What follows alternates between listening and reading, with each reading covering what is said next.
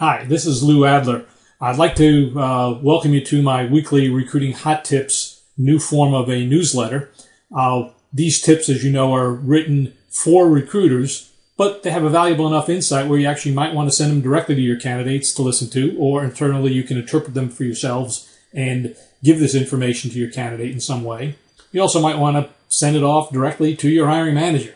The idea of all of these tips are that jobs, decisions, evaluations, recruiting, closing, assessing should all be under the context of, is this a great job and a real career move? So basically, that's going to be the whole concept of all of these tips. We'll certainly focus on performance-based hiring, my book, Hire With Your Head, how it's written. And it's really written to hiring managers, candidates, and recruiters alike. So there's really not a lot of difference. The basic step I'll talk about this week, certainly I'm going to go into my probably most important tip is time is your most valuable asset. Don't waste the technique. And you'll see it as staying on the steep part of the learning curve is absolutely critical. Certainly going to highlight very quickly. I'm not even going to review this. You can look at it. If you go to our website, adlerconcepts.com, you'll see all of these events listed. If you're interested in our webcast, auditing one of our bootcamp programs, attending any of our programs, just email us at info@adlerconcepts. But with that information, let's get into the tip right away.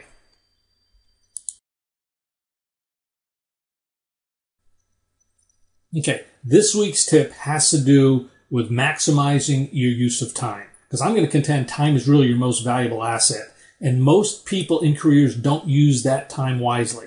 And I don't mean the day-to-day time of 8 hours here and being efficient. I'm thinking about a big macro look at it. How are you managing your career on a broad scale? And I'll use this high achiever growth pattern to describe the pattern. I'll give you that, and I'll give you the context of this video so at least you can see where we're going here. I'm going to suggest that most people in careers, if they're good, top performers, top achievers, they get a job they really like. The first part of that job, high growth, high impact, that's represented by the y-axis here. Time is by the x-axis. And this is the left-hand part of the curve, high growth, steep learning, steep impact. Unlikely that person's going to leave the job or consider something else. And they shouldn't, quite frankly.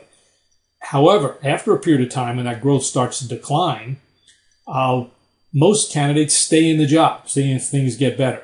That growth continues to decline. And after about 3 or 4 years, candidates tend to say, you know, it's about time for me to leave. And they call their friendly recruiter, they look for a job. In this current economy, people are even more reluctant to leave.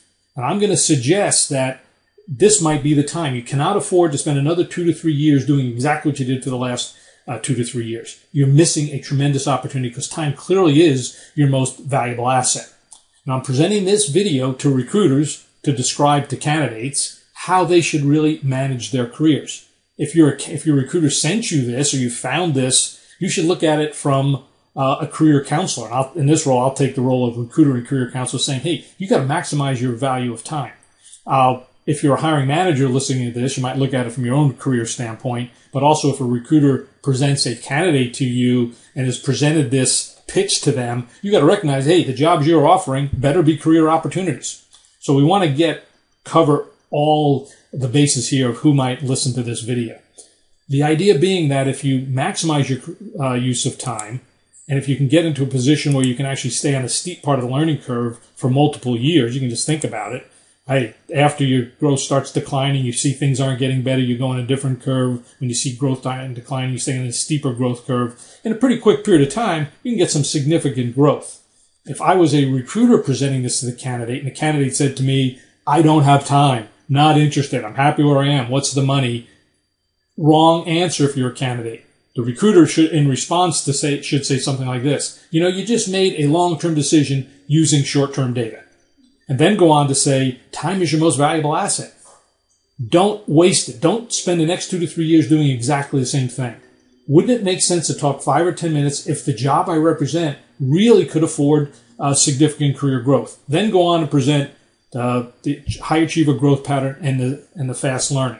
And the idea of, hey, you should really stay on the fast learning track, having multiple jobs that build up over time. And if you do that, just think about it.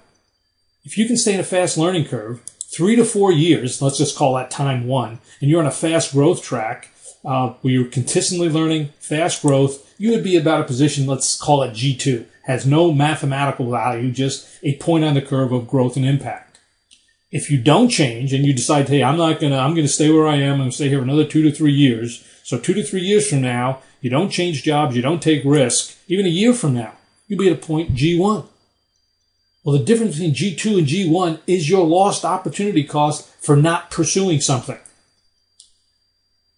I call it, that's what it is. It's really the opportunity cost of valuing stability over growth. Now, I'm not actually saying that you should take every job that's offered and buy into that. All I'm suggesting, if you're a candidate, is to talk about this concept. I think too many recruiters rush it too, so I also believe that they take this cost job in some area where you don't want to be. The idea is, would you be open to explore a situation if it offered this kind of growth pattern?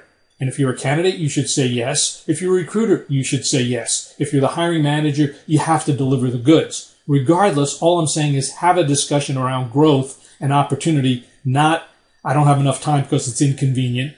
How much money is it? I'm concerned about the economy. You cannot afford to stay in the same job for the next 2 to 3 years because time clearly is your most valuable asset. Use it wisely.